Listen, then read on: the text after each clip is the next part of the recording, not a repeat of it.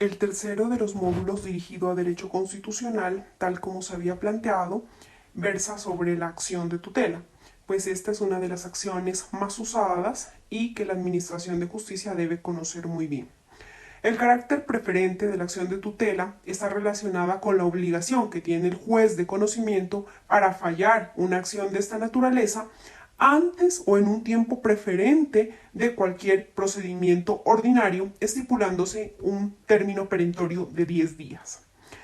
El carácter subsidiario de la acción de tutela tiene que ver con que solo procede ante la inexistencia de mecanismos eficaces para la defensa de los derechos fundamentales. En cuanto a la acción de tutela, procede contra particulares también cuando estos estén encargados de la prestación de un servicio público o cuando esa conducta de los particulares afecte grave o directamente el interés colectivo. También se puede predicar que procede contra los particulares la acción de tutela cuando se halle en estado de subordinación o indefensión el accionante de la misma. De manera eventual, las acciones de tutela pueden contener pretensiones económicas, siempre y cuando con ellas se logre la protección de derechos fundamentales, sin que su objetivo sea la indemnización o la reparación, pues para ello están las instancias de orden administrativo. El artículo 28 del decreto 2591 indica que se actúa de manera temeraria en la presentación de tutela cuando sin motivo expresamente justificado la acción de tutela sea presentada por la misma persona o por su representante varias veces ante jueces o tribunales y en consecuencia se debe rechazar o se deben decidir desfavorablemente las solicitudes. Así también como que si se prueba esa temeridad, hay lugar a sanciones a quien incurra en la misma previo a un trámite incidental que se deberá surtir. El artículo 10 del decreto 2591 establece que también se pueden agenciar derechos ajenos cuando el titular de los mismos no esté en condiciones de promover su propia defensa. Así entonces, puede hacerlo el defensor del pueblo o lo pueden hacer los personeros municipales, pues también pueden presentar acciones de tutela a favor de terceros. Cuando un daño ya se haya consumado, se debe declarar la improcedencia de la acción de tutela y, si es del caso, pasar a fallar con la declaratoria de hecho superado. El artículo 6, numeral segundo del decreto 2591, consagra que la acción de tutela es improcedente para proteger el derecho cuando se puede proponer el recurso del habeas corpus, incluso porque este resulta ser el idóneo y es más preferente que la tutela. El recurso de insistencia está contemplada en la ley estatutaria del derecho de petición, el cual debe tramitarse ante el Tribunal Administrativo por tratarse de la autoridad de orden nacional que lo conoce. Podría pensarse que el ciudadano tiene la posibilidad de hacer el uso extraordinario de la acción de tutela ante la causación de un perjuicio irremediable. Sin embargo, es de precisar que el recurso de insistencia debe ser resuelto también en un término de 10 días, al igual que la acción de tutela. No obstante, casi siempre pues es de la cotidianidad usar esta segunda y no usar el recurso de insistencia que plantea la ley estatutaria del derecho de petición. De acuerdo con el principio de inmediatez, el juez de tutela debe constatar en cada caso si existe un motivo válido o una justa causa para el ejercicio tardío de la acción constitucional. La acción de tutela, por expresa disposición del artículo 39 del decreto que la rige, no procede recusación. Cuando ocurra otra causal de impedimento, el juez la debe declarar so pena de incurrir en sanción disciplinaria sin que las partes pudiesen actuar como ya se dijo o proceder la recusación. Adicionalmente, el Código Procesal Penal plantea las causales de impedimento que pueden invocar los jueces penales y que se hace extensiva para la acción tutelar. Bajo esa normativa, entonces se tiene que es una causal de impedimento cuando el funcionario judicial o su cónyuge o compañero o compañera permanente sea pariente dentro del cuarto grado de consanguinidad o civil o segundo de afinidad o del apoderado o del defensor de alguna de las partes. Las sentencias que se interpongan en contra de la Corte Suprema de Justicia, el Consejo de Estado, el Consejo Superior de la Judicatura o la Sala Disciplinaria del Consejo Superior de la Judicatura que hoy por hoy ya es conocida como la Comisión Nacional de Disciplina Judicial, serán competencia de la misma corporación, de acuerdo al reglamento interno que tiene cada tribunal. Como bien es sabido, el derecho procesal atribuye la resolución de los conflictos de competencia a los superiores jerárquicos comunes de los jueces involucrados. Y es por ello que la Corte Constitucional ha considerado que los conflictos de competencia que se origen en materia de tutela deben ser resueltos por el superior jerárquico común. Así entonces, corresponderá hacerlo a la Corte Constitucional en calidad de máximo órgano de dicha jurisdicción. No obstante, la Corte incluso puede conocer la misma acción, esto en su orden residual, para evitar la tardanza excesiva. Ahora bien, en el decreto de la acción de tutela se establece que no procederá cuando existan otros recursos o medios de defensa judicial, salvo en aquello que se utilice como mecanismo transitorio para evitar un perjuicio irremediable. La existencia de dichos medios será apreciada en concreto en cuanto a su eficacia, atendiendo las circunstancias en que se encuentra el solicitante. El artículo 52 de la ley que regula la acción tutelar establece que la persona que incumple una orden de un juez proferida con base en el presente decreto incurrirá en desacato sancionable con arresto hasta de 6 meses y multa hasta de 20 salarios mínimos mensuales vigentes. Ahora es importante mencionar que quien incumpla un fallo de tutela puede ser eventualmente sancionado disciplinariamente y esta sanción no puede ser interpuesta directamente por el juez de tutela ya que no es competente para ello. En esta medida, el juez se encuentra facultado para solicitar a la autoridad que sí sea competente que inicie la investigación disciplinaria correspondiente. Tampoco la autoridad judicial puede decretar la destitución del accionado, pues igualmente carece de competencia para ese efecto. En cuanto a las medidas provisionales de las que dispone el juez de tutela, estas son abiertas y son innominadas, puesto que no están limitadas a un número o tipo de medidas precisas. Por el contrario, el juez de tutela se le otorga una potestad amplia para declarar las medidas que considere necesarias para proteger el derecho vulnerado o amenazado. El decreto 2591 estipula que el juez que conozca la solicitud podrá tutelar el derecho, prescindiendo de cualquier consideración formal y sin averiguación previa, siempre y cuando el fallo se funde en un medio de prueba del que se pueda deducir la grave e inminente violación o amenaza de la garantía. Esta norma contiene una regla clara según la cual el juez debe basarse en medio de prueba para proferir el fallo sin que tenga la obligación de agotar un procedimiento formal extenso. Aunque el juez puede prescindir de solicitar un informe a la parte accionada o incluso puede no tener en cuenta las pruebas aportadas, encontrando las pruebas aportadas en la demanda suficientes, es la obligación integrar el contradictorio de esta acción tutelar notificando a la parte demandada, pues de lo contrario estaría atentando contra los derechos de defensa, lo que llevaría a que se nulite lo actuado. La figura de protección alternativa que se maneja dentro de los trámites tutelares está contenida en el artículo 44 del decreto que la rige y se refiere a que la providencia que inadmite o rechace la tutela deberá indicar el procedimiento idóneo para proteger el derecho amenazado o violado.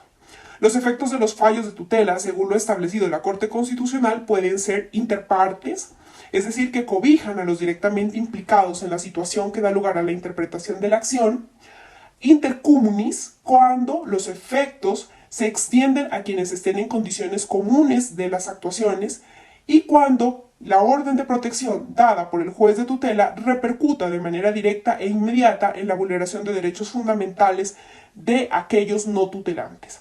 Y lo interpares, es decir, las decisiones que cobijarían a las personas en situaciones semejantes cuando se trate de aplicar una excepción de inconstitucionalidad, por ejemplo. Dentro de la técnica de las sentencias judiciales, entendemos que existe la ratio decidendi. Esta ratio decidendi se la puede definir como aquellas reglas de derecho de las cuales se deriva directa y necesariamente la decisión del caso. Así entonces, la ratio decidendi de las sentencias de la Corte Constitucional, incluyendo las sentencias de revisión de tutela, tiene efecto erga omnes y su carácter es vinculante, pues obedece a la necesidad de garantizar el principio de seguridad jurídica en la toma de decisiones judiciales. Al respecto, ha dicho la Corte Constitucional que el respeto por la ratio decidendi de estos fallos es necesario para lograr una concreción del principio de igualdad en la aplicación de leyes. Construye una exigencia del principio de confianza legítima que prohíbe al Estado sorprender a los ciudadanos con actuaciones impredecibles y representa además un presupuesto para garantizar el carácter normativo de la Constitución y la efectividad de los derechos fundamentales, así como su unidad y coherencia en el ordenamiento. Se descarta la opción que señalaría que la ratio decidendi tiene como objetivo motivar las decisiones para impugnarlas, puesto que las sentencias de revisión de la Corte no pueden impugnarse. Los menores de edad en Colombia sí tienen legitimidad para presentar acciones de tutela conforme al artículo 86 que establece toda persona y no la calidad de ciudadano para presentar la reclamación de sus derechos fundamentales. No se supedita al ejercicio de la ciudadanía ni tampoco tiene límites respecto a nacionalidades o a otras barreras. No se acreditó la minoría de edad entonces para que se pueda proceder la acción de tutela. El artículo 10 del decreto 2591 nos señala que la acción de tutela podrá ser ejercida en todo momento y lugar por cualquier persona vulnerada o amenazada en uno de sus derechos fundamentales, quien actuará por sí misma o a través de representante. Los poderes se presumirán auténticos, bueno, esto ya tiene una nueva revisión a partir del 806 y la 2213. También se pueden agenciar derechos ajenos cuando el titular de los mismos no esté en condiciones de promover su propia defensa. En consecuencia, se descartan las demás opciones conforme a las cuales se tendría entonces que la ratio decidendi emitida por la Corte Constitucional y las sentencias de revisión no resulten ser vinculantes.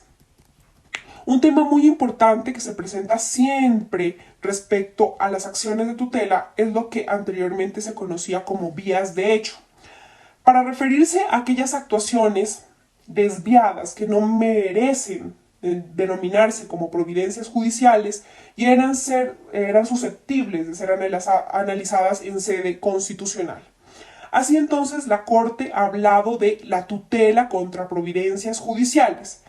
Para ello entonces ha fijado una serie de requisitos tanto generales como especiales que se unifican en la sentencia SU 659 del año 2015. Dentro de los requisitos generales debe probarse que se agotaron los recursos disponibles, que el asunto reviste interés constitucional, que se cumple con el principio de inmediatez para solicitar el amparo, que la providencia tuvo irregularidades procesales que lesionaron a los terceros y que el fallo no sea de tutela. Adicionalmente, debe aducirse al menos un requisito especial, que puede ser el defecto orgánico, el defecto sustantivo, el defecto procedimental, el defecto fáctico, el error inducido, la ausencia de motivación, el desconocimiento de la Constitución o la violación directa a la misma. Estos se han ido ampliando jurisprudencialmente. Entonces, la procedencia de la acción de tutela contra providencias judiciales, bien sean autos o bien sean sentencias, ha sido desarrollada por vía de jurisprudencia de la Corte Constitucional. Esta corporación ha establecido que además de los requisitos generales deben comprobarse los que hemos mencionado, para los cuales los dotamos de contenido. El defecto orgánico es cuando la autoridad que expide la providencia carece de competencia. El defecto sustantivo es que se configura cuando la providencia viola las normas constitucionales o normas inferiores, y cuando hay contradicción entre los fundamentos y la decisión. Entre tanto que el defecto procedimental debe ser absoluto y es que la actuación está al margen del procedimiento establecido. El defecto fáctico se configura ante la ausencia de pruebas y se haya emitido una decisión. El error inducido consiste en que la actuación del juez está dándose bajo un engaño. La violación directa de la Constitución opera cuando se vulneran preceptos constitucionales de manera flagrante. y el desconocimiento del precedente, como su nombre lo dice, cuando no se acatan ya líneas que han sido emitidas por la Corte Constitucional. La ausencia de motivación de la providencia impide conocer los fundamentos fácticos y jurídicos que llevaron al juez a tomar una decisión. Respecto al módulo de acciones constitucionales, en la parte general, nos indica que hay unas tesis de las generaciones de los derechos. En cuanto a la primera generación, es el de las libertades. Esto ya lo tratamos un poco en el derecho dogmático del primer módulo de constitucional. Una segunda, que son aquellos llamados asistenciales, que fue los que llevó la introducción al Estado Social de Derecho. Y unos terceros, que son esos del colectivo, que son denominados para el medio ambiente sano. Hay diversas críticas pues, que se han hecho a las generaciones, incluso muchos países ya los toman como en un mismo orden jerárquico, además que pues, debido a los principios de conexidad, incluso pues, ya se pueden analizar los mismos de acuerdo al máximo componente de dignidad humana. En principio muchos países han rechazado la codificación de los derechos, y entonces la Corte ha señalado que la organización de los derechos no es determinante para que proceda la acción de tutela, pues incluso pueden haber derechos innominados. Adicional que atendiendo al caso concreto, los derechos pueden ser de otra naturaleza legal que pueden ser exigidos por igual materia. El artículo 92 nos da unos criterios para identificar el derecho fundamental y son los siguientes: que sea inherente a una persona humana, que sea reconocido por el constituyente, que haya una posición de los derechos humanos y que se requiera la inmediatez y la conexidad. No obstante, a ese reconocimiento del constituyente, pues tenemos en cuenta que pueden haber derechos de aquellos denominados innominados. Existe un tema que se llama la transmutación en la jurisprudencia, que son aquellos que requieren desarrollo por parte del legislador, que una vez efectuado así, no debe haber límite ni económico ni organizativo para limitar los derechos.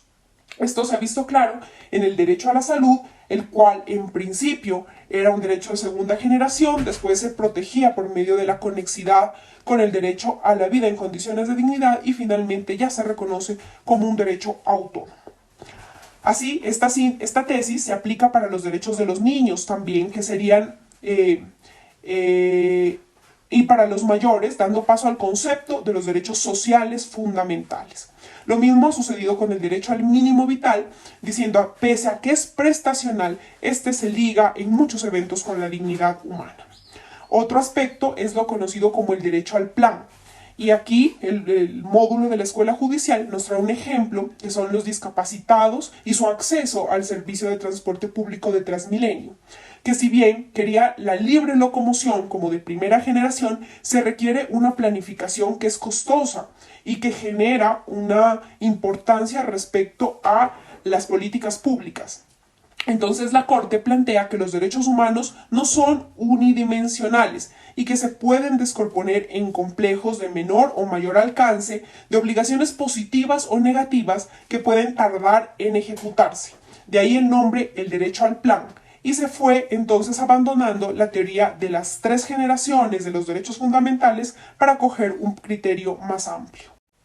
La Corte Constitucional en el año 2003 se ha referido a la dignidad humana como un concepto para muchos instrumentos y reclama el análisis en cada caso concreto. Para analizar los derechos fundamentales se requiere tener en mente la fundamentalidad, teniendo en cuenta la dignidad humana como base. También, como los derechos son pluralidad de situaciones entre el Estado y lo particular. Y 3, la independencia, funcionalidad y justiciabilidad que exigen los mismos. Ahora bien, para cada derecho fundamental debe establecerse que el titular, el obligado y el contenido del derecho. Se debe hablar de facetas positivas y negativas que pueden tener todos los derechos, que no pueden ser considerados como un todo. La faceta positiva está condicionada a que no implique un alto costo, que no haya una obligación y que sean imprescindibles para esa dignidad humana. Aquí la Corte ha tomado lo dicho por Luigi Ferrajoli, en tanto que todo derecho es un límite al poder público, precisando su fundamentalidad y la justiciabilidad, entendiendo a sus múltiples facetas. El principio de progresividad también importante al punto de hablar de las acciones constitucionales, esta debe observarse desde el principio de no discriminación. La progresividad no es sinónimo de inactividad, sino que es de avance. Y 3, la carga de la prueba de materia regresiva corresponde al Estado, lo que debe analizarse de manera muy razonable y proporcional. En cuanto a los derechos colectivos, solo van por vía de tutela, desplazando la acción popular o de grupo cuando exista una conexidad para evitar un perjuicio irremediable. Ello porque hay acciones constitucionales propias de esos derechos, porque se debe demostrar que las otras acciones no son idóneas y porque se trata de minorías de tutela si se procede a la protección de ese derecho. En cuanto a la acción o a la omisión es la orden de hacer y la acción es la orden de rehacer o de cesar. La amenaza se requiere la convicción íntima de un riesgo o peligro que ponga en circunstancias reales a la lesión del bien jurídico, pero que hay que tener en cuenta que puede ser difícil de probar porque se hace acopio para calificar la naturaleza del peligro. Cuando la amenaza es por acción de un tercero o no puede el juez desatender por no ser la autoridad demandada, en cuanto a la amenaza, el juez debe observar las circunstancias generales del riesgo objetivo y la situación específica del demandante. Para la acción de tutela, la legitimación por activa serán las personas jurídicas, pueden hacerlo bien sea por el buen nombre o por el derecho al debido proceso. El poder para la tutela se presume auténtico, ya se mencionó que pues esto estaría revaluado en la actualidad y que debe ser por escrito y especial solo cuando se otorgue dicho poder a un abogado. Sin embargo, pues esto ya está revaluado como ya se ha mencionado. En cuanto a la agencia oficiosa, tiene que ver con la eficacia de los derechos fundamentales. Debe ser expresa, debe haber una condición física o mental que impida al titular promover la propia defensa. La agencia oficiosa no quiere decir que hay una relación formal entre tales y la ratificación del agenciado. En cuanto a las causales de improcedencia de la acción de tutela, puede ser improcedente cuando no se cumple con la característica de la subsidiariedad, es decir, cuando el andamiaje es suficiente y puede resolver las causas. En cambio, si hay la procedencia de la tutela, superándose esta característica, cuando no existe el mecanismo. Cuando el mecanismo en principio sea idóneo, pero que no resuelva el caso concreto. O cuando el mecanismo sea ineficaz.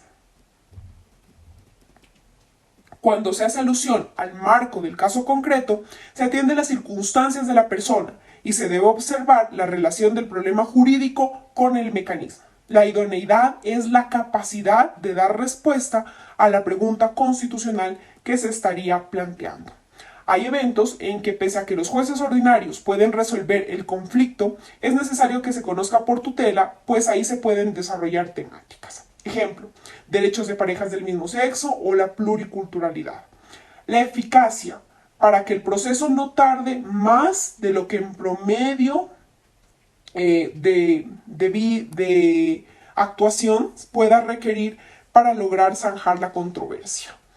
La inmediatez se conoce como no es el plazo de caducidad de la tutela, sino que correspondiente a la vulneración tiene que haber un plazo razonable que incluso ha sido definido por la Corte Interamericana, si bien no unívocamente, pero señalando unas características: la actividad de la autoridad, la actividad del interesado y la complejidad del asunto.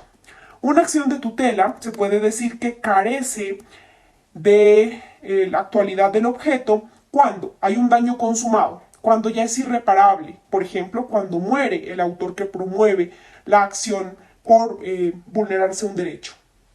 Igual, el juez debe pronunciarse respecto al asunto de la acción de tutela de fondo para evitar repetición de violaciones de derechos y dar paso a la verificación incluso de responsabilidades que le corresponderán al contencioso. Cuando hay un hecho superado, y es porque el derecho ya se ha satisfacido. Y la improcedencia de la acción de tutela frente a actos generales e impersonales abstractos, pues es múltiplemente conocida. Se lo puede hacer excepcionalmente para evitar un perjuicio irremediable. Esto también es lo que conocemos. La legitimidad por pasiva de la acción de tutela, pese a que ya se ha tocado algunos puntos, es importante reiterarlos.